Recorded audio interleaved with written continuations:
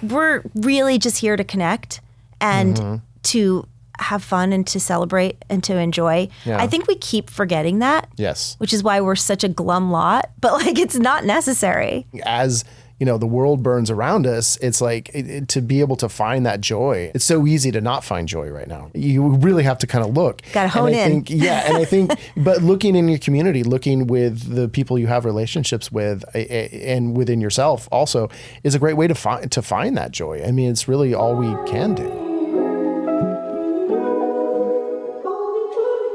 Welcome to I Love You So Much. My name is Reed Fish, and I'm missing my good friend Tyler Labine. He's shooting a movie. Good for that guy. And he's been wanting to have some more work. He's not complained, but lamented the lack of work lately. So he is on a big movie right now. So we're excited for him. But that leaves me here all by myself, which is okay. You are in okay hands. I can host the show on my own. We have a wonderful guest. We're going to have our free talk stuff. We also are bringing in some new segments. We're going to react to some content. And then I don't know, all the producers here are telling me about this new segment we have at the end of the show, which is apparently Reed Gets Real. So I have to all of a sudden have some real shit I got to talk about. We'll see if I make it to the end, but I am excited that Nicole Sachs is here. Nicole is an LCSW, right? Oh, Nicole, thanks. Thank you, Nicole, for being here. Let's plug your book right in the very beginning. You have a book out and it is called Mind Your Body. Mind Your Body. Oh, geez. We can get, this Reed Gets Real. It could be the whole time if you really want. Right. Mind My Body. That's okay. Yeah. Okay. This is going to be a long episode. Nicole, at the beginning of every episode, we do a confession. And so everyone who comes on has to confess something. So I'll go first. Okay. And this is, I think, a confession I've done for myself, but I'm giving it for her now, or at least because I have kind of let her do this, but she's been spending too much time on screens at my house. And it's not her fault that she's addicted to the iPad. It's my fault for not putting enough parameters around it. And I think because especially when you're in like a single parent household, when she is with me, it's, like I'm the only person there to occupy her time, and she's an only child. So there's not like, go play with your brother, go play with your sister. So I think I default when I need to get stuff done that I kind of am a little more lenient about what I let her do with the screens. And even yesterday I wanted to watch the 49er game. And so then she ended up, being on the iPad for a couple hours. And it was to a point yesterday where at the end of the day, she said, Dad, I think tomorrow I don't want to do any screens because I did a lot today. And I'm like, okay, if you are 10 years old and telling me that, I've really messed up here. So you're like, oh shit, that was my fault. Yes, okay. Yes. Yeah. As everything. It's all my fault, right? I have 3 children. Yes. Oh, I understand. Oh, okay. Wow. Yes. Wow. 3 children. I do. Yeah. Indeed. How old? Last I checked. My oldest is just turned 23 last week. Okay. My middle is 21 and my youngest is 17. Okay. All right. Well, do you have a confession, Nicole? It doesn't have to be parenting related. It's funny because I had no idea that I had to have a confessional. So my mind was spinning a bit. Good. And you said that. And the first thing I thought was parenting. It is the place where if you are a parent, you are nodding your head. We hold the most guilt. Everything is your fault. Every therapy session they're going to go to in 10 years, it's happening now. So yesterday I was having a very deep conversation with my daughter, which we can maybe touch back into when we talk about my work. And I said to her, and I almost started to cry, which really surprised me. I said, I feel like such a failure that I never cook. Oh. And she started to laugh, but it's not funny to me. I actually never cook. And she laughed and she said, oh, mommy, you putting the takeout on your credit card is good enough for me. And it was generous of her. But I do feel my confession is that I really, really don't cook. And when I say I don't cook, I don't even prepare. I used to prepare. Okay. When my kids were little, I would make the mac and cheese or I'd put, the chicken fingers in the oven. Now that I only have one left in the house, it's like, let's go to Goop Kitchen, and pick it up. Not a plug, not being paid. Yeah. They're good salads. Okay, so but then do you know how to cook? Yes. Okay. You just don't enjoy it. I don't enjoy it. Don't make space in your life for it. I don't make space in my life. I don't prioritize it. I don't like all the preparation and the cooking just to clean it up after you eat it for 15 minutes. Now, a lot of people, my daughter included, love being in the culinary space. She loves the artistry of making something beautiful. And I'm like, then you do that for your kids. But I also really do feel bad. I do. So there's my confession. Okay. So you feel like it should be something you're doing then? Well, yeah. I mean, we're getting into the world of should. Yeah. You know? Well, I mean, but if you feel guilt about it, then that must mean on some level you feel like you should, and maybe that's because society has drilled that into you. And especially as a mom, you got to know how to cook, right? I think I feel like my whole message has a lot to do with how we all have to stop shoulding all over ourselves. And so, yeah, like I don't actually think I should. So I have to examine like whose voice is it? Whose problem really is it? And I think that if there is a problem, I have to look like, I always try to look like one layer deeper to say like what's going on underneath it, you know? Right. Well, occupational hazard. Yeah. I mean, I have a level of that with cooking as well. In my marriage, I was like the main cook, and I would always, and you know, when you're cooking for more people, for me, it's easier to like, oh yeah, I'm going to do this and do this and do this. And I kind of enjoy cooking. But I found that over the last year, when I've lived on my own and then just every other week cooking for my daughter, is like, I'm not making elaborate stuff. And of course she's a little bit of a picky eater. And so I tend to use that as an excuse, but then I'm just not, I don't know, in a way it doesn't feel like there's as much payoff because there's not as many people enjoying the food. I hear you. And so then there's so many reasons. But I'm like, oh, this would be a good experience for us to do together as well. And in fact, it's something I do enjoy, and I would like to be able to pass down, you know, a love of that craft to my daughter. Yeah, there's a million guilty parenting things, but we could spend the whole episode on it for sure. As I was driving down today, I was listening to one of your podcasts, and your podcast is called The Cure for Chronic Pain. You were talking about radical compassion. In this one. Can you talk a little bit about that? And because I think we both need to do that right now for our food confessions here. I got to be okay with the fact that that I did not provide a healthy meal for my daughter last night. I think the best way to get into it, and it is radical compassion, but more than anything, it's radical acceptance. And it's like this. I am a big believer that even though it sounds negative on its face, life is a choice between what hurts and what hurts worse. And I've been teaching this for, I'll help you. A lot of people struggle. Really crappy. Yeah. Yes, a lot of people struggle. So I've been in this space for about 25 years. Okay. And I've been in this space publicly, let's call it since about 2015. And when I think about how I've helped people across the board with, you know, anxiety and depression and chronic stomach issues, migraines, back pain, neck pain, shoulder pain, like all the things that I've worked with over the years. One of the biggest problems with people is they're not suffering for the reason they think they're suffering. Okay. So they think they're suffering because their back went out, or they think they're suffering because they have a migraine, which of course is true. But they are suffering. But they are suffering. Okay. They are deeply suffering. But what is keeping people suffering more than anything is not coming into full alignment with their situation. So for example, this is what radical acceptance is in my work.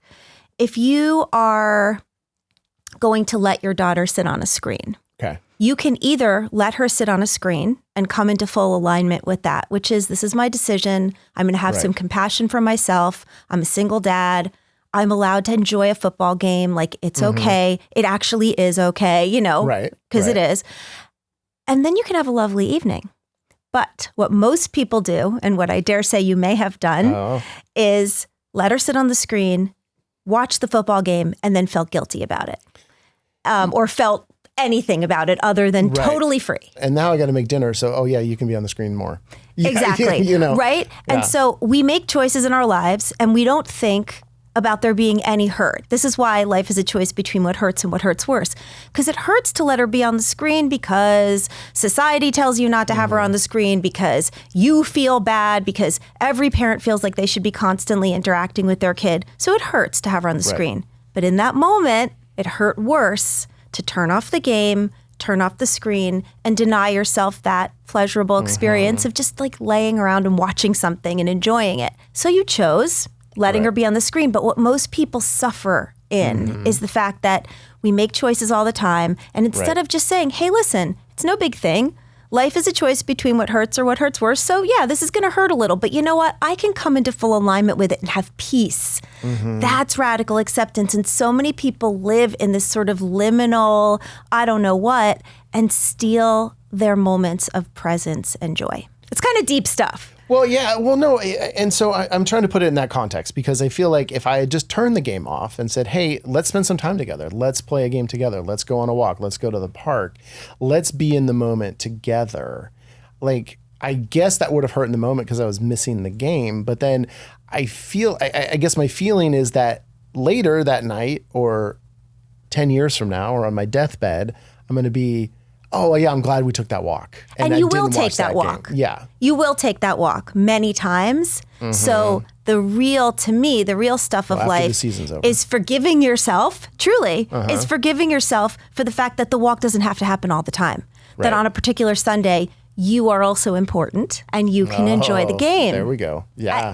I'm really, really big on centering in what is, instead of spending a lot of time with the BS of societal messaging and pressure that can lead us to live an entire life of just not really dipping into our experience because we're defending ourselves all the time to ourselves. Yeah, I have to give myself permission. Yes. For a lot of stuff.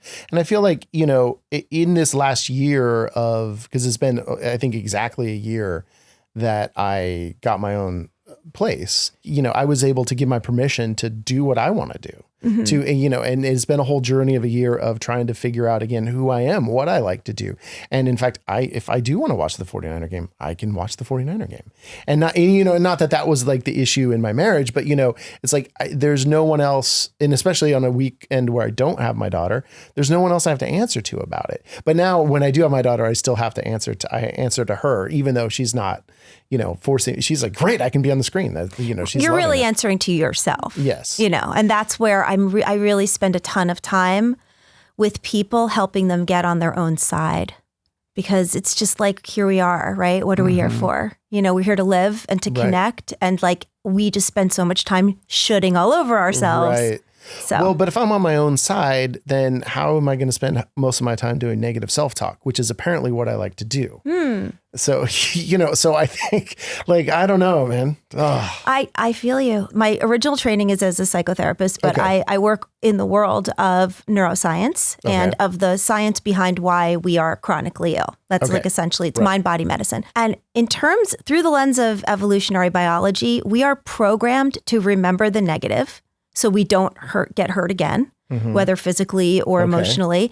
And we're programmed actually to be really hard on ourselves because we are like trying to survive this thing called life. So that's like an evolutionary programming? Yeah, to be hard on yourself? It's in a more complicated way. So the most basic evolutionary programming is literally to remember the bad things that happen to us more than the good things, which is why the stove is hot. I'm not going to tell you. Exactly. Literally, exactly. Yeah. Whereas like you have 100,000 happy memories that you like truly have forgotten, which is sad, but that's just the way it is. Whereas like that day you stepped on the bee in camp and when you were 8, you will never forget that because your foot blew up like a balloon and now you are going to be careful when you walk in the grass. I don't walk barefoot on grass anymore. That is a personal story as well. Yeah, right. So the point is that more complex self-criticism is sort of the evolution of that negativity bias, which is like constantly going to look for places where I screwed it up because it's embarrassing, because I haven't maybe gone as far in life as I wanted because I did this, and this. But it's really taken too far. That kind of self-criticism and shame really has a shelf life. And none of us know. None of us understand that we have to pause and be like, do I still really want to talk to myself that way? Right. It needs to be intentional. That's the thing. You can't override your biology unless you are intentional and understanding that you get to change the way you think. But can't we override it and flip the script and make it about the happy stuff? Like, hey, I remember I did this and it got me to this. I don't know. Like, for the example of like, but I enjoy walking on grass. I remember those happy times of my, feet in the grass. Like, is there a way to not always think about the bee, or to at least put the bee in its proper place and be like, most of the time it's not going to happen. So I'm not going to worry about it. Being mindful. Reward, I have a friend who only walks on the beach with like those little booties that look like she's going to go scuba diving, but she's not because she has stepped on a bee on the beach. I thought that was the weirdest thing. Right. Now I do a lot of walking on the beach, like between Santa Monica, Venice area. There are tons of live bees on the beach. This is a wild thing that I did not know was the case until my friend told me. And I have stepped on a bee on the beach once. Okay. I still walk barefoot on the beach. I just have awareness. Right. And so it's really always a choice. It's a choice like, how do I want to live? I think it's so important that we're always looking back at ourselves and saying, but what makes me happy? But what does the 49ers game make me happy? It really does. Not yesterday. So maybe I didn't watch. Yeah, it's all right. But like maybe on those days, it's okay to choose screens because this really makes me happy. It's like being on your own side. Sometimes I feel like, watching sports or whatever it was a waste of time. And I'd be judgy about people who watch so much sports. But I'm like, actually, in that moment, I'm in the moment, like actually enjoying this. And so it's like, I don't think is it a constructive use of my time? Maybe not, but it's an enjoyable use of my time. And like, I don't know that every single moment of our lives needs to be constructive. Like, I do think trying to just find some freaking happiness is like, is all right. It's like necessary. Yeah. And the last thing I'll say about compassion, because it's all, we can talk way more about compassion, please. My daughter is going through a thing where she is a dancer and she's a senior. So she's applying early decision to colleges, something you will go through in 7 years. And I'm sorry in advance. I don't care if she goes to college. Okay. Well, if she wants to, you'll suffer with her. And she only wants to go to one school. Now, granted, she'll suck it up if she doesn't get in, but she only wants to go to one school. And the day she submitted her early application, she tore her tendon in rehearsal, where she dances like 25 hours a week in classical ballet. Right. Her choice, by the way. I did not push her into this. I'm like, really? That's what you want to do? But in any case, we were dealing with her grief yesterday, just talking about it. And she said, because I need to be perfect and I need to, and I'm my own worst critic. And I said, listen, I get it, but you have to realize that's a choice. Because living a life without self-compassion is like bailing out a boat with a hole in the bottom. Like, do you want to? I can't force you to change the way you think, but I am telling you straight up, you are choosing to make things a lot harder for yourself. And I'm 53. It took me about 45 years to figure out that it wasn't working for me to shit on myself day and night. And then it probably took me like another 5 years to actively succeed at not doing it. So it is a choice. It's a pretty new thing for you. It's a pretty new thing. All right. About the criticism. Yeah. Okay, I'm 52, so there's hope. There is hope. We are young. Let's decide. Let's decide we are. Okay, yeah. Why not? But how do we reprogram ourselves? Yeah, it's the $1 million question, isn't it? This is like I spend my entire life. I'm trying to think of like how to load this in. Of how to tell you I don't know. No, yeah. I know too much. Okay. Okay. So let me say this. For anybody who is listening to this that doesn't know my work, which is probably every single person that's listening to this, I'll just do a tiny bit of qualifying. Sure. So when I was 19, I was at college. I was a freshman at college and my back went out completely. Couldn't walk. Needed like physical help. My parents came, collected me, brought me home, and this was 1990. And I went through all the battery of tests, MRIs, X-rays, orthopedic surgery consults. And I have an abnormality in my spine called degenerative spondylolisthesis. Okay. Went from acute to chronic. It's a big mouthful. Yeah. What it just means is my spine structurally is very abnormal at the base of my spine. So of course everyone was like, oh, well, that's why she's in pain, right? Got this abnormality. So the doctor looked at my film and was like, okay, so you're 19, no more sports, no more travel, no more lifting anything heavier than 10 pounds, no more driving in the car for more than an hour at a time because the bouncing motion could destabilize me. And the likelihood that I'll have a biological child is slim to none because this is such a significant abnormality, the weight of the baby, I could end up in a wheelchair. So this is a prognosis I got at 19. Like, that's not very fun. Kind of heavy stuff, right? So through the by and by, which is too long of a story for now, but I was in undergrad, then I was in grad school, and I found the work of Dr. John Sarno. Have you ever heard of Sarno? No, I heard of him last night when I started looking. Oh my goodness! Well, when I started looking at your stuff. Got it. Yeah. Okay. Yeah. A lot of people. He sort of has a cult following. Like Howard Stern is obsessed with him because he, like, quote, cured him of his back pain and OCD. Okay. He definitely, people who know him are like evangelical. Right. Okay. But the point is that I started to understand that we live in a mind-body system. And the same mechanism that pulls your hand off the hot stove that you just mentioned is the mechanism that is capable, if it thinks we need protection, just like you need to pull the hand off the stove, to send signals of inflammation, muscle constriction, spasm, neuropathy into the body. Okay. So like if you ever hear of anyone having chronic anything, it's essentially those four things. Inflammation causes like most autoimmune. It causes a lot of stomach stuff. Neuropathy is often connected to like migraines, fibromyalgia, and then like muscle. I've got the bad shoulder, the bad back, the bad knee. And so I was like, okay, well, that's really fascinating. And I was studying it. So I got really into it. And what it really yielded for me is an understanding that our brain and our nervous system perceive our self-loathing, our self-criticism, our repressed emotions that we haven't dealt with, our stored trauma as threats to our life because we cannot solve for them. So like if you have a cut, you can clean it, you can put a bandage on it, you can solve for it. Right. You know, and that's what the human brain is programmed to do. We're programmed for neat solutions to problems. But when the problem is your mother, that kind of complexity feels like the computer of your brain goes and goes and goes until it's like beep, beep, beep, danger. This is making you feel good and bad at the same time. Okay, that's hard. This is making you feel like you hate somebody who you're not allowed to hate, or that you love somebody and you're scared they're going to die. These are things that the complexity of these feelings are seen as very dangerous. And what happens is we get into this state of prolonged fight or flight. And when we're living here and the nervous system is trying to solve, it does things to slow the body down and keep you safe. And when you are in pain or when you are struggling with any kind of symptom that it feels like it can't be handled in the outside world, you do several things. You stop talking to yourself so critically. You cancel plans and draw boundaries that you might not have felt comfortable doing.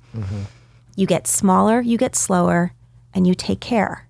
And I know this sounds crazy, but I've been doing this for 25 years and like you can now, when we finish, you can look these stories up and they're going to blow your mind of people who went from being on disability for years in the kind of situations where they're sometimes confined to wheelchairs.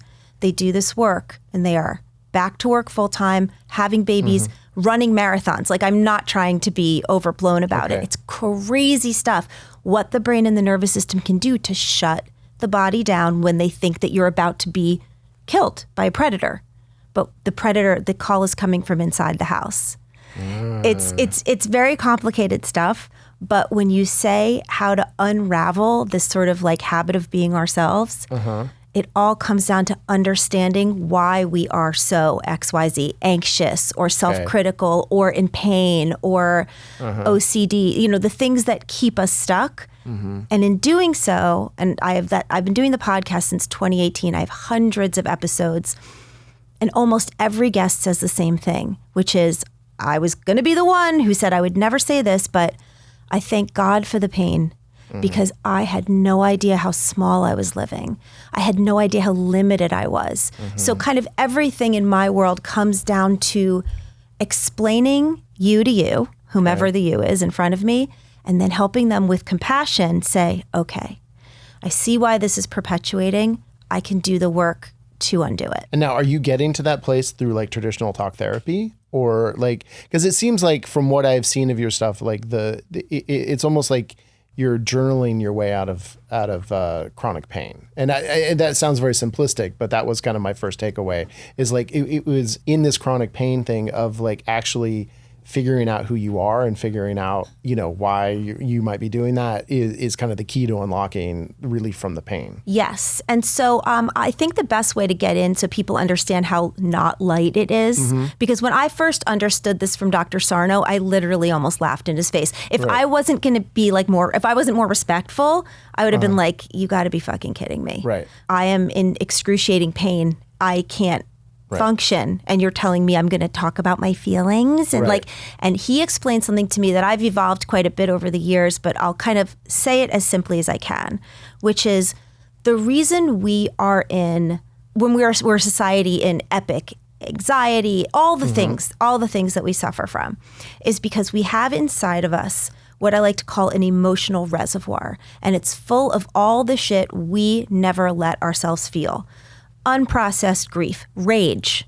No one's allowed to be enraged, right? Men can't be enraged because they're seen as having anger issues and dangerous, perhaps. And women can't be enraged because then they're shrill and hysterical and, not relatable. Sure. We're all so taught and programmed to tamp it down, to tamp down any anger, to tamp down anything real, to be honest, and to just fly under the radar. That is how a lot of us are raised. And it also makes you much more convenient, right? It's convenient for government. It's convenient for family systems to just keep it, go with the flow. Keep it calm. Yeah. Man up. Like, what are you so upset about? It's embarrassing. It's embarrassing to have a lot of feelings. And so we have this reservoir of rage, shame, terror, the stuff that is not polite coffee conversation. The stuff that nobody, even your therapist, like you're sort of embarrassed, and even your therapist might be like, again, we're going to talk about, depending on how the quality of your therapist. The point is that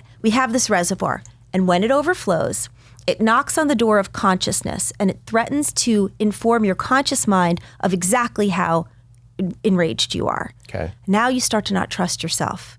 I can't show up at that, school meeting because that teacher, the way she disrespected my child, I know we don't talk about this, but I want to freaking kill her, right? So we don't trust ourselves, so we tamp it down. But when it starts knocking and it starts to overflow, what's going to happen is you're going to be on your way out the door to the parent-teacher conference, and you're going to get a migraine. Now you're going to have to say, oh my God, it's not my fault. I'm not canceling. I'm sick. So of course, all the shame and all the self-blame of that goes out the window. It's a lovely protective posture. So the first thing I say when I teach people my work is, let's start here. The pain is not in your head. You are not making it up. I was sidelined to the point where I almost missed the rest of my year of school. I needed like steroids and muscle relaxers and all this crap to get back to school. And then I had a handicapped sticker on my car in order to drive to class. So the pain is not in your head. The pain is being expressed through your body. You're not hysterical. You're not making it up. You're not at fault. But why? Why is your nervous system sending signals of inflammation into your body? It's because it thinks it's protecting you from something.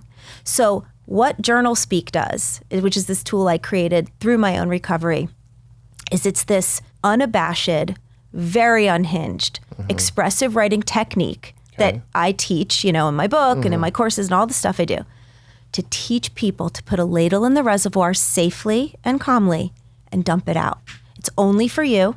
Once you do your 20-minute rant, you destroy it. Like one of my favorite clients used to say, it's like blowing your nose in a tissue. We don't need to look at it again. Flush it. Got it. Get it out. And then there's a meditative arm to it where you are going to build a bridge between your journal speak and the rest of your day or your sleep with this meditation practice. It's a 30-minute a day practice. And I know this is going to sound astonishing because it astonished me. Okay. Is that once you do it, your pain signals decrease and you start saying, wait, why am I not feeling I thought my shoulder was bad because of, arthritis. Wait, but why am I not in pain anymore? And it's literally astonishing what you watch people do for their bodies, for themselves, for their health. In the umbrella of like chronic pain, right? Because that's what you're talking about a lot. Is that also, are you talking about like mental pain? Are we talking about like any kind of chronic thing, like being overweight? Is that under that umbrella at all? There are so many reasons why we do anything. Okay. So like talking about weight, we get hungry. And I'm going to put that in quotes because we all know there are different kinds of hunger. Sure. We've all felt that hunger where like you're literally freaking starving. Like you have been so busy, it's, 2 p.m. and you haven't eaten yet. There's a feeling of that. Right. But there's also a very real feeling of feeling hungry because you're bored, feeling hungry because you're hungry for something and you don't know what it is. So you want to feed that. Love, connection, purpose, or just like you want to not feel as shitty as you feel in the moment. So something delicious would like just for the moment at least take you out of that. Right. And then whatever I feel it is. shittier later. It's correct. Great. Yeah. Correct. Yeah. That's the what hurts versus what hurts worse thing, which you're not going to, by the end of this conversation, I'm going to convince you it's not negative. Yeah. And it's not just, by the way, weight loss. Believe it or not, it's weight gain. Like I've known people that are unable to put on healthy weight, that this work has also really turned around for them, is you start being in concert with yourself about why you feed yourself, about how you feed yourself, about why it is hard to make some choices. Like we all know why and how to lose weight. And most of us fail at it constantly because it's an emotional, you can't solve a physical problem without understanding the emotions involved in it and why, what motivates human behavior essentially. So it's not going to magically take weight off of a person. It doesn't fall off. It's not like mental Ozempic or anything. Well, I was going to say, if you start injecting Ozempic, it will. Yes. It will. It will. So I've heard. But I will say that what you realize is that the weight was the biggest, littlest part. Because when you get through the thing that for maybe your whole life you've identified as the problem, there is then sometimes a more painful problem, like, oh, wow, I'm feeling so much grief, or I'm feeling so much fear, or I'm now caring about what's going on in the world, whereas like I was able to ignore it before. And then you sit there, you don't run. You sit there and you go, okay, I'm going to be with that. And then maybe it morphs into, I really have to grieve like decisions I've made or whatever, or come into full alignment with myself in whatever way. And then you sit there and what happens is real complete freedom. So a lot of people do lose weight, or they are out of back pain or their migraines go away. But then like after kind of going through certain iterations, if they're like, yeah, like the pain was the biggest deal. It got me through the door, or the weight or whatever, the anxiety. But now I know why I came, which is like, I wanted to meet myself. It's like very, very deep and very celebratory work. I want to go in and I want to meet the thin version of me. So if I go in, I can, do the stuff and then I'll get to meet that guy. You'll get to meet that guy. Potentially. You'll get to meet, this is me. I can't help it. You said this is like, this show is all about like guys being able to like be cool with their emotions. Like you've got to meet that guy who has just been suffering. Yeah. By himself. Well, that's the thing we don't want to face, right? Yeah. I mean, that's why I was like, oh no, I'll just have some more pizza. Exactly. Yeah. Well, because it feels like suffering Reed. I don't want to be with that guy. He's a downer. Yeah, he is, and that's why parenting is so hard. I don't know what you went through a divorce, and you've had to take your daughter through that. Yeah. And I have had to as well. And this particular daughter, who's seeming to get the center stage here, my other kids would listen to this and be like, that was really fucking uncool. But she was the youngest and went through the divorce the hardest. Right. And one of the things I'm most proud of in my entire many years of parenting is that I did not require her to be more comfortable than she was for my own comfort. Right. I literally sat next to her and she was so sad and she was a little blamey because she was right. She didn't ask for this. And I did not waver. And it was because I was old enough at that point to be able to have that kind of constancy. But I really was able to sit with her. And that year, I think she was 13, on Mother's Day, she wrote me like the best card ever that I've always kept. It was a list of why I'm a good mommy. Right. And one of them was, you sit next to me in my feelings. I was like, are you kidding me? Yeah. But that is so hard. And you don't want to do that because no one does. But that's what you have to do for the skinny guy, because there's a reason why he doesn't want to sit in that quietness. And he makes a lot of noise. So you don't have to do that. Right. I know. I'm always like the one bringing. I'll just continue. I'm dropping the truth bombs. I'll just continue on the Ozempic. It's fine. No, but I think it's but that is part of it. Is like we've talked about it on here a lot. It's like it's not just the one thing, right? It's all. Yeah. It's like it's like do that work, but also exercise more. You know, and listen, there's nothing wrong with the Ozempic of the world. Like I am actually like, some people think when they hear my stuff, like, oh, I bet she doesn't give her kids antibiotics for strep throat. No, I run to the CVS because I hate strep throat and antibiotics will kick it in 24 hours. Better life through medication is fine as long as you're also dealing with your stuff. Because one of the big things that's happening in this Ozempic revolution is there are all these people who are getting really thin and having nervous breakdowns because they don't have the thing anymore that is the central thing that they can use. Yeah, we've had that discussion on here of like, there is no, like, you think you're going to get to your goal weight and then it's like, life is great. And then you're like, well, now what? Life's complicated. Yeah, it's complicated. And then this thing that you've spent, you know, if you're an overweight person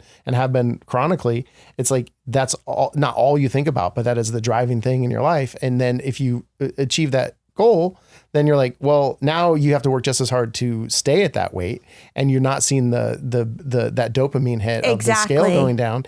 And then you have to just like navigate this world of like, okay, like that was great, but now what? I'm still the same old me. Here we are. Yeah. I have a joke in my community where I say, people are complaining and they're like, I feel bad. I don't mean to talk about this again. I go, no, it's like, welcome to me. Yeah, right. Welcome to me. Here I am again, another morning with me, you know, but it's like, that's the only way that we get to live. And so may as well like optimize our ability to deal. Yeah, I mean, but that's the thing is like, I'm sick of my bullshit. I want to like, I don't want to talk about that stuff anymore. Okay, so here's what's counterintuitive. Okay. Here's what's counterintuitive. All right, good. The whole I don't want to talk about that stuff anymore will plague you. Yeah. This is not a threat. No, it's fine. You can threaten me on my show. I don't want to threaten you. I don't know you well enough to threaten you, but I'll give you a veiled threat.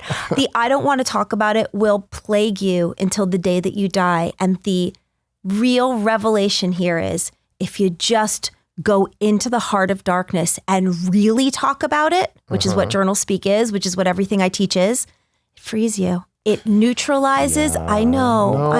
I'm sorry, but it's just really true. Yeah, whatever. And here's the deal. Yeah. This is another reason why life is a choice between what hurts and what hurts worse, because nobody chooses the harder thing until it's impossible to stay where you are. Right. You know, I know nothing about you or your divorce, but I promise you, you didn't go through that until it was impossible, whatever moment that was, to stay where you were. Right. And that's what everybody does always. And so the thing about it is, right now, this conversation might sound like, oh God, you know, give me a pizza and my Ozempic or whatever, my football game, because that's all stuff is fine too.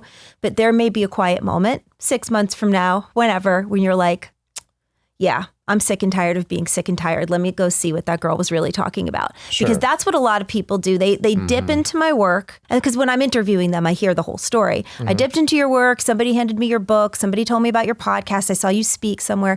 And I thought, yeah, that's interesting. Not really for me, or not really something I want to do. But I don't need, or I don't want that more than I don't need that.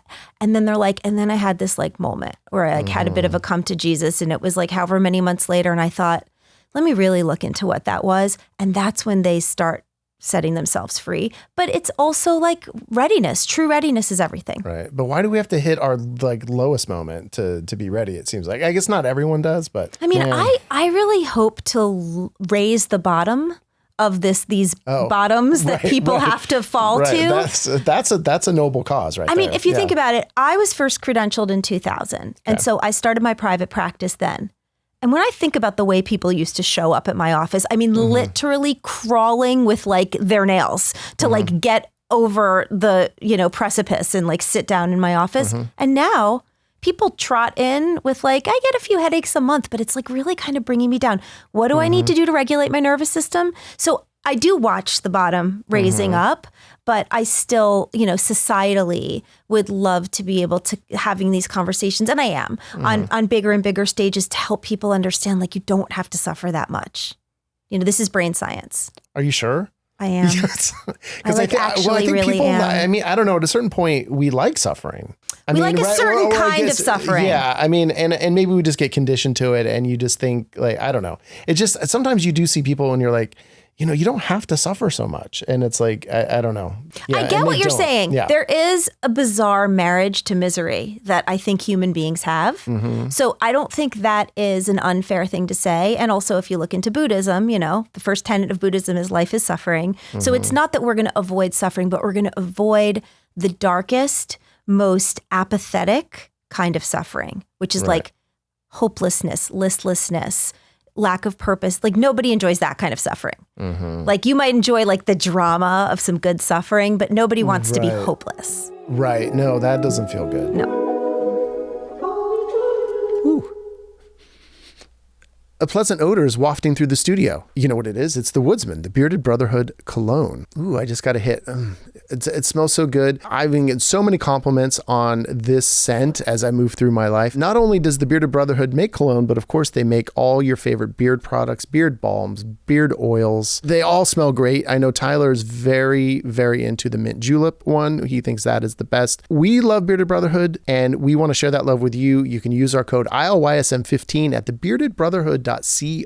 Use the code and get 15% off your order again and again and again, because you're going to want to keep going back for more as you use these products, of course. And check them out on Instagram. Give them a follow. It's the.beardedbrotherhood. So beardedbrotherhood.co, code ILYSM15. Hey, I want to do a quick shout out to everyone who is in our Patreon already. All our love bugs are in there. If you want to get in on the fun, like our buddy Jonathan Newman, who we shout out on every single show, patreon.com/ILYSM pod. We appreciate all our love bugs. We interact. There's chats going on. We do ad-free episodes of the show. We do playlists. We do Tyler's Tuesday Tales.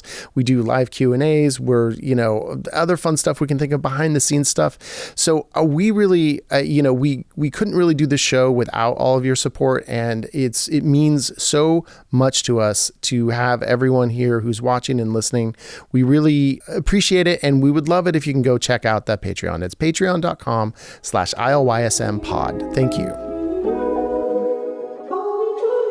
Speaking of, we do have some yes. We have some submissions from the internet that kind of tie into this, and we were wondering if we could get you guys to weigh in. Yeah, sure. Let's do it. And also maybe an expert opinion. I can pretend I have an expert opinion. Yeah. I believe in you. Yeah, thank you. Yeah. This first one, for example, does ask how other men feel about this, but I'm sure you've come across this too. So to get your opinion would be awesome. Somebody writes, how would you feel about dating a woman with chronic pain type disease? For instance, I've been diagnosed with fibromyalgia. Mm-hmm. Basically, I'm in a lot of pain for the rest of my life. I have limited mobility for most of the time, and I suffer from fatigue. I work 6 days a week as a server, and it causes a lot of flare-ups. I feel like shit on my day off, so I tend to lay around and play video games. My boyfriend would probably go out a lot more, if not for me. I was just wondering how other guys might feel about dating someone with a chronic disease. Sometimes I think he resents me, and I would just like to know how other men feel about this. Thank you for answering. That sounds tough.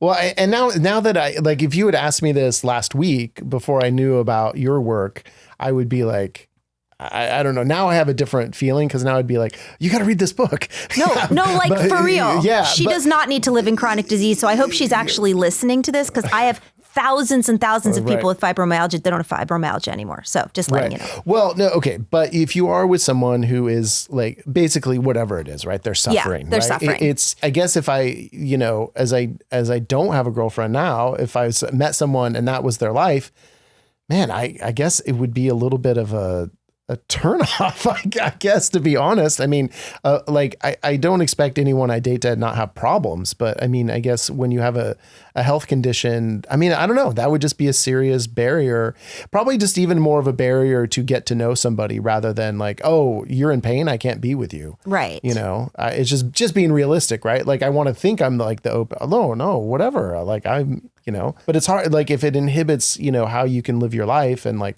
I want to go to Europe and I can't ride in a plane. It's like those are just the things you have to balance of like where do you want to go with your life and with your partnership? Well, what I would say is like there are a lot of reasons why things happen, and sometimes those reasons are not obvious at the start. So this moment in her life is not about asking this question. This moment in her life is about knowing that this chronic disease that she says will make her have limited mobility for the rest of her life is straight up not necessary.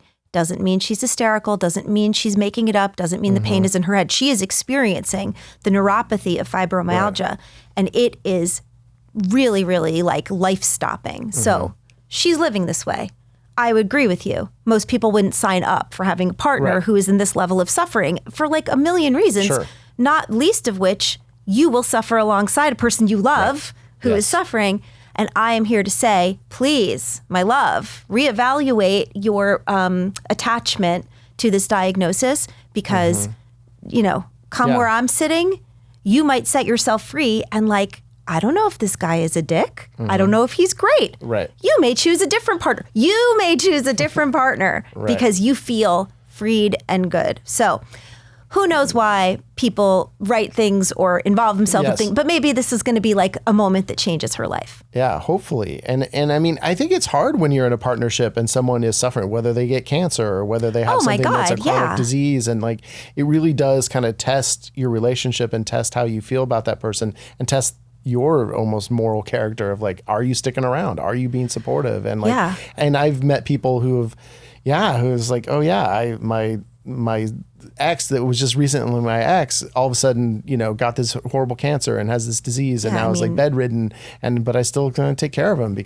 but we're not together, you know, and it's like, oh my God, you know, there's so many of those kind of stories. I know, it's easy to shudder when you look at people's lives and realize how precarious it all is, you know, and how vulnerable we all are to who knows what. Yeah. I'm also curious if this is like something you come across commonly in your work, like people that maybe feel they're not worthy of love or connection because of the chronic pain they're dealing with. Yeah. And oftentimes there are a lot of layers underneath that. So they start to do the work because they're desperate and sick and tired of being sick and tired. And as they start doing the work, they realize that that unworthiness that they're feeling is actually much deeper. Oftentimes things track back to childhood, like your parents didn't make you feel worthy, or you had this terrible bullying experience in school and that made you feel unworthy. But the real beauty of this, and I really do lead with a lot of hope because it's just true, is the human brain is plastic and it rewires itself until the day you die. Everything changes the human brain, every experience. We're always learning and growing, and it's never too late, and it's literally never over neurobiologically. When you are in these, working with people with these chronic pain issues, like how quick is this process where you're able to get them to a you know, a better place? The first answer I'll always say is there is no one typical way, but I'm not going to bypass it. I will answer your question. Yes, love it. Our perception is our reality. Okay. So here we are in this beautiful studio. I feel really safe. But if all of a sudden we heard gunshots outside and they were screaming and somebody said, lock the door, we would all feel really differently. Right. Now, we would all be in this state. Our nervous systems would be up to here. Our heart rates would be changing. Our circulation would be changing. Our digestion, elimination, everything in the body would be preparing. Fight, flee, freeze, right? What are we going to need to do? Now, let's say you get a phone call. So sorry. We should have informed you. We're shooting on location. If you guys heard anything, it's just a movie, right? So all of us would probably laugh and feel kind of stupid. And it would take a little bit of time for our nervous systems to readjust. But let's call it a half hour later, tops. Our heart rates would be, we'd be totally chill again. Right. Our perception is our reality. Right? We were very unsafe. We were unsafe to the point where we thought we were going to die, and then we were completely safe. So that's the way the human being works. And so anytime we're trying to work through anything, it's just important to understand that you could come into this work and you could think it's a revelation, truly. Okay. Like it could connect to something that happened when you were 10 and you always knew that because of that conversation you had when you were 25. So here you are at 52 and you're like, Nicole, you're blowing my mind. Your pain that you're in could eliminate in the moment. It will be temporary, but it happens a lot where people are like blown away by how safe they immediately feel. Like, oh my God, I thought this was a life sentence and I'm really connecting with you that it's not. And because of that very depth of understanding, which would be the same level of understanding with that phone call from the producer, it's a movie. Like it's really not dangerous. In those moments of revelation, which are not super common, but they happen, pain can actually go away in the moment and can sometimes stay away for such a period of time that people are so convinced of the validity of this work that then when they get down to business and they're doing their journal speak and they're like really like in the space of the work, they're really eliminating their chronic pain in short order because the brain is no longer protecting them from something. Okay. Whereas in many more cases, I say like it took you 20 years to walk into the woods. You're not going to walk out in 20 days. Like this is a process. It's an iterative process of like being with your stuff, consistently not running when you are tempted to run, because human beings love to run to food, run to scrolling, run to sex, run to overworking, whatever. Even if it's like healthy, I run 5 miles a day every single day, even when I should be doing other things. That's running. You know, it's running away from something. So I wish that was my problem. Yeah, I wish I could run to sex. I know. Yeah, let's run to sex. Yeah, with a sandwich in your hand. Let's do it all. Yeah. But the answer to your question is it takes as long as it takes. The slower you go, the quicker you get there. Meaning the urgency with which we do most things does not work here. Another Buddhist energy that I really like to call in is we don't attach to outcomes. You know, this is like a very non-attachment kind of work. Like, I'm going to do the work every day, but not every day am I going to monitor and be like, am I in the exact level of pain that I was yesterday? Just shh, stop. Right. Just center, left foot, right foot, breathe, do the work, show up again, show self-compassion. But it's like, it really delivers on the results. Well, yeah, that reminded me of just like stepping on the scale every day and just be like, okay, this is not my self-worth. This is like, and it might be 1 pound lower, it might be 1 pound higher, but it's all about what do I do today? And then, and then it's a gradual thing. It's not about, any one result. And maybe stepping on the scale every day is not the call. Just whatever. If you want.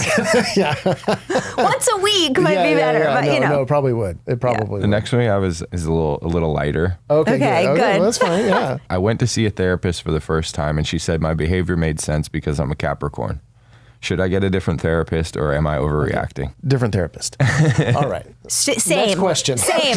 No, literally same. Are you joking? Like, it's fine to say after your 50th session, wow, I really like astrology. You're such a Capricorn. But no, first time. But I have so many friends, though, who are just, all in on this stuff. And like, I don't know.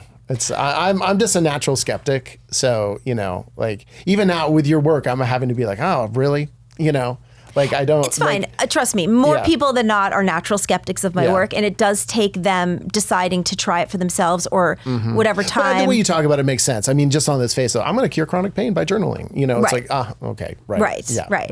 Yeah. I mean, listen, my kids, my daughters, my son would sooner die, but my daughters think that this astrology thing is like super valid, and I don't call bullshit on it because I don't care, nor do I know enough about it. But at the same time, whatever lights you up, I just would never go to a therapist that would say that. And I don't know if there's validity to it either, but I do think it can help people. Because I don't know. Like I'm throwing a bone to all my friends who believe in it, and it works for them, and it works for them. I love a good tarot reading. But you know what they're all going to say? Reed, you're such a Virgo. That's so good. That's so good. Well, you know what? Good on them. Good on them for doing that to you. And you know what? It's true. I have a lot of those traits. So hey, listen, whatever. I'm a Taurus, and I'm kind of such a Taurus too. So maybe we're like we're the assholes. Yeah. This one I feel like sort of ties into just where we've been speaking about men and the state of men recently. But I was on a date last night and I was complimenting him about his personality, basically cute and stuff. And he said, no one has ever said that to me before. And I feel so sad for men now. Is it really that bad? I don't know. Girls tell me I have a cute personality sometimes. So I don't know. Yeah, probably. I mean, I don't think as men we are used to being complimented, connecting with people. And that's what I've really noticed in the last year or so is like, that's really how you can enhance your life and have a happier life. And I think on the converse, a way to connect with people is throw some compliments at them. Right. Like if you can actually look at someone genuinely, and if the women who are listening to this are men or, whatever, it's like if you can genuinely compliment someone on not like, oh, you just have such a cute nose, but on something that's genuine about them, that's going to go a long way to cementing a relationship, whether it's a friendship or romantic, And it's going to make you more popular. Yes. Because people, and it's not just because people love to be complimented, people love to be seen. Yes. And if you are like. And complimented. But like, I don't know. I mean, my favorite thing about like my own behavior when I think of it and other people is when they say something that's really meaningful. Like, I really appreciate you because you do this or you are this. It's like, kind of awesome. Yeah. Like, what are we here for? Right? Yeah. Like, we're really just here to connect and to have fun and to celebrate and to enjoy. Yeah. I think we keep forgetting that. Yes. Which is why we're such a glum lot, but like, it's not necessary. As the world burns around us, it's like to be able to find that joy and to find, I mean, it's so easy to not find joy right now, right? It's like, it's hard. You really have to kind of look. Got to hone in. And I think, but looking in your community, looking with the people you have relationships with and within yourself also is a great way to find that joy. I mean, it's really all we can do. Yeah. This is about people using ChatGPT as their therapist. Which is God, I have opinions about this. Oh, I'm sure you do. I hope so. One thing I dislike about ChatGPT is if I were going into psychosis, it would still continue to affirm me. It has no ability to think and realize something is wrong, so it would continue to affirm all my psychotic thoughts. And this is from a ChatGPT subreddit titled ChatGPT-induced psychosis, which is a common phenomenon occurring online that is exacerbating mental health issues for already vulnerable and susceptible populations. Let's talk about it. As a therapist, I am alarmed and saddened to see the amount of people that are experiencing psychosis symptoms, spiritual psychosis, and complete breaks with reality. This is more dangerous than the risk you take from talking to an actual human being. Somebody already struggling with their sense of self starts projecting meaning onto machine-generated words and sentences. Things can escalate really quickly. And this is where we need to talk about a term called anosognosia. This is a clinical term for when someone has a serious mental health condition and does not realize that they're experiencing symptoms and therefore refuse to get help. One thing that is helpful is empathy. There are programs like the LEAP Institute that talk about the importance of connection first and staying in the relationship even when the person's reality doesn't make sense to you. Be curious and not confrontational. We don't want to scare people deeper into a reality that feels safest to them because they're feeling threatened by the reality that you're living in. It's like such a fraught time. Yeah. I'm curious about the ChatGPT of it all. Not at all to be my therapist, but to ask it anything. And then I think like, I don't want to get too dark about AI. But because I don't know anything. Okay. I'm a big believer that what I know, I'm happy to go on about all day. And what I don't know, I'm going to call myself out. I know nothing about AI. Right. But some very smart people are writing books that are along the lines of, if anyone creates it, we all die. If anyone builds it, we all die, I literally think is the title. And it's the top thinkers in Silicon Valley. Like it is the top people that have created these things that are saying, this is most certainly going to end, human society. Now, that sounds like a science fiction movie, and I don't know, but it makes me more paranoid than I care to be. Like I don't want to type anything into ChatGPT because then it's attached to me, and then it could be like even if I were doing research, I wouldn't necessarily want to even look this up because it's like. Well, no, and I don't think, I think things are showing right now you don't even want to necessarily research on ChatGPT because it's going to feed you stuff that's not true. Yeah. I have friends who are asking ChatGPT for personal advice all the time. Same. I got this text from a guy. How should I respond? And like, this is the problem. If you play with it a little, it can give you an idea. And then you think that it has a lot of good ideas. And I think that's a little psychotic in itself because it doesn't have any ideas. It is working with tons of unpoliced information that's been put out on the internet. And then it's coming up with things because it, like I said, I don't understand AI, but it is somehow aggregating in some way what it has been exposed to. What I have dealt with in my communities is that she's very right. People who are not going to be able to, afford their lives in the way that they want to are certainly not going to shell out hundreds of dollars for therapy. But what we do in my world is we create communities where like, for the price of one therapy session for the whole month, you can be in the communities with me and with my people. We meet on Zoom twice a month. We have like a dedicated online world chat where everybody's talking, getting advice and giving advice, but from people that I have vetted and supervised and trust.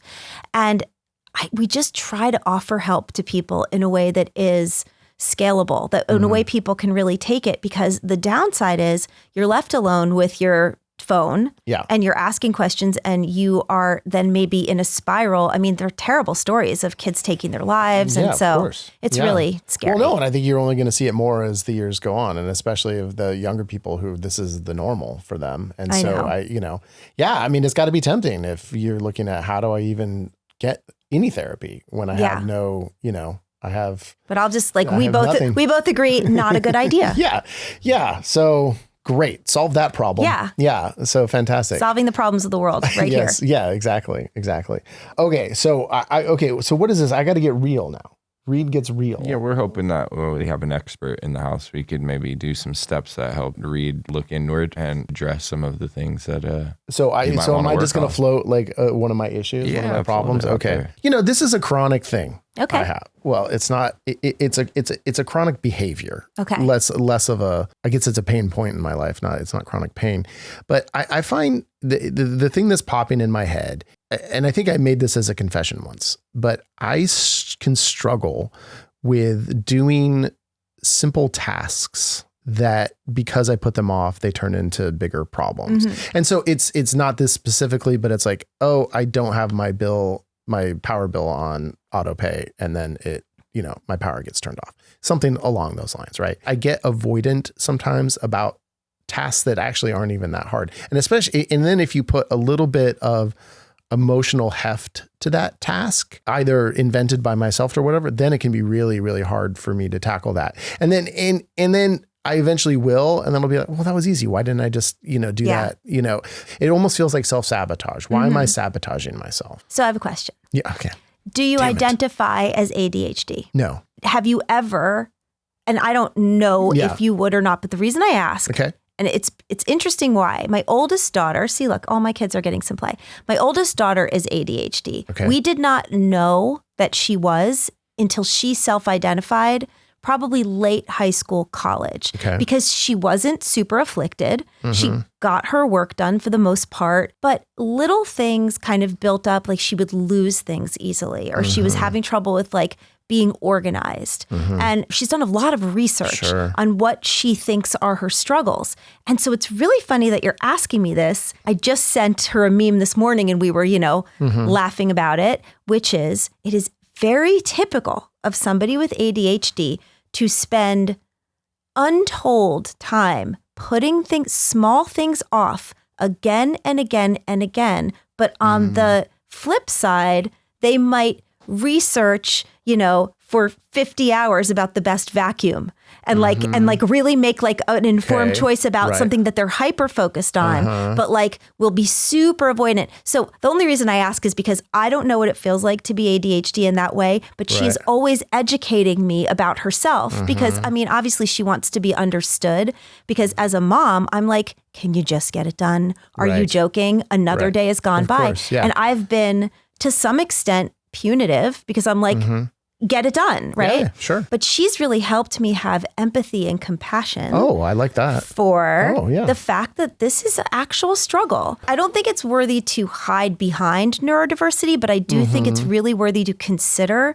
neurodiversity. Well, yeah, no, and why you think the way you think. I've never thought about it in those terms, and I don't know if that resonates for me wholly. The ADHD for in my life, but if that is it's like a part of it, part of it apparently. Yes. Apparently, it's a very significant part, to the point where there's tons of memes on the internet that tell that exact story in different comical ways because it's funny. Yeah, and then say, if you have ADHD, then you've certainly done this. Right. And so I believe in compassion, meaning, if you can identify a place in yourself that isn't your fault, rather it is a function of the way you are built.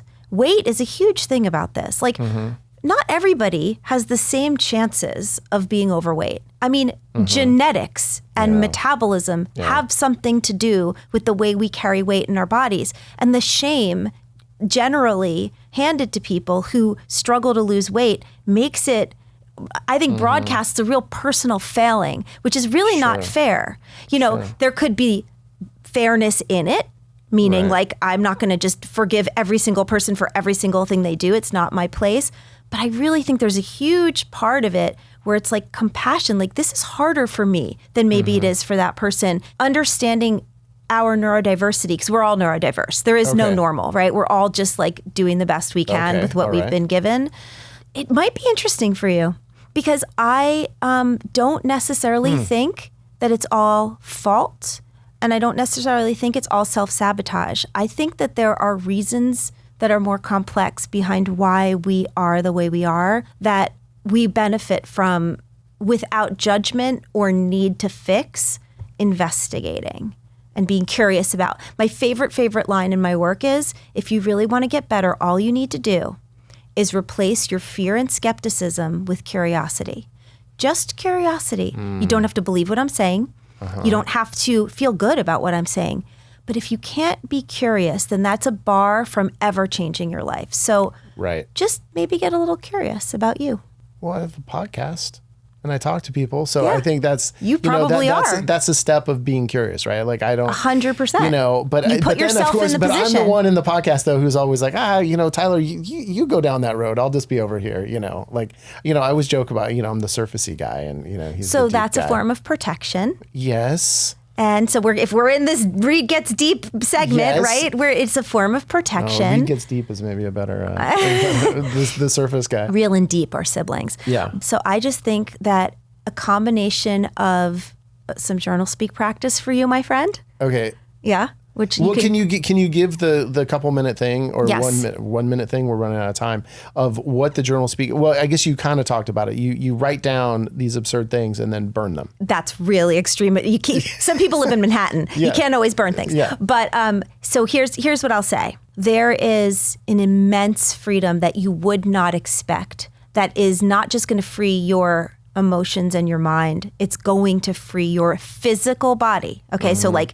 Suspend your disbelief and just put that curiosity in there, because it's like kind of nuts what happens to people who are no longer holding so tight with their clenched fists to life. That happens when you are able to, without fear, without shame, and without fear of judgment, express yourself. So journal speak is a very private, it's free. I mean, you don't need your therapist. Like I say, I have communities because people really do better doing it with support. Okay. But it in essence will not cost you anything. And it is an expressive writing technique where I give specific guidelines to how to get to these places where you may be stuck and allow them to air. And it is, I give a lot of permission. I work with a lot of love. I am a love bucket. I don't know if I've come across as much of a love bucket as I am, because I've been like into this conversation and enjoying myself. But truly, like I am here to give you permission to stop X, Y, and Z, hating on yourself, allowing the dialogue of your mother to be your inner dialogue, allowing your grades and success or whatever defined you to be the definition of you now, things like that. And journal speak is a way to get into that reservoir. In the journal speak, can you, do you have moments where it is you express all that negative self-talk where you be like, yes. you're such an idiot for not doing this, for not doing that. And then that's the way. And then, so it's not just about other people. No, it's a portal. It's amazing. Like my own journal speak practice started with like some revelatory stuff that I was really blamey about, but I had to be fully blamey, right? You can't stop yourself. And then like when I really got it out, I was like, who am I really angry at here? Right. Yeah, of course. Get the mirror out. Yeah. And that also was hugely healing. And when I got underneath first the blame, then the self-loathing, what actually came was something you could have put a gun to my head, my hand on a Bible. I would never have known this truth, which was when I was 10 years old, 12 years old, little, and my parents were in a really bad spot, I made this sort of sacred little promise to myself that one day I was going to have my own family. I'm going to be out from under these people that make these terrible choices. I'm going to have my own family, and it is going to be perfect. And I'm going to be this amazing mother, and my children are going to look to me with such love. And let me tell you something. 2 toddlers are not the recipe for perfect, like love life. Like it's 1 toddler is not no toddlers, yes. No, and children in general, because even if they're the best kids that have ever been born, they're still a reflection of you and all. Like it's like there's like a scrape wound walking around outside of your body that is you. Right. There's so much. It's so complicated. But all that to say, getting to that place where I realized the reason I felt like a failure was not even because I was actually failing, was because I was failing that 10-year-old who was asking for the perfect life, because I thought my perfect life today was going to heal the wounds of my childhood. I would have no idea that was going on inside. That revelatory journal speak, the next day, my back pain was 80% better, never to return. And you're seeing me 30 years after my diagnosis.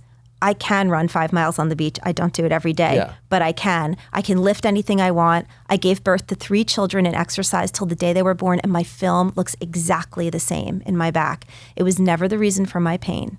And so I think that anybody deserves the curiosity to put that ladle in and to see what they find, because it sets you free. All right. I'm going to go buy a ladle.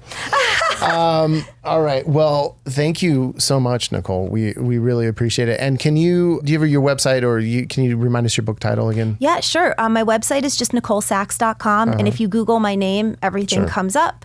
My book is called Mind Your Body. Available anywhere you get books. Right, I gotta read it. I didn't have a chance to read it yet, so I apologize. You know what? I have one in my car. Oh my gosh! I can give you one. Damn it! He can't even get out of it. He's gonna have it in his hands it's today. Good. I appreciate it. And of course, thank you to everyone here. Thank you. Studio 1042. Is that what? Yeah. And then I promise we are going to get to the new studio sometime. Eventually. And thank you to All Things. This is great. Thank you to All Things Comedy for having us here, of course. A shout out Jonathan Newman, our love bug, our big love bug on Patreon. Thank you for your support as always, and all our other patrons. We could not do the show without all of you. We appreciate it so much. And then the biggest one, of course, is our audience. Thank you to everybody. And thank you, Tyler.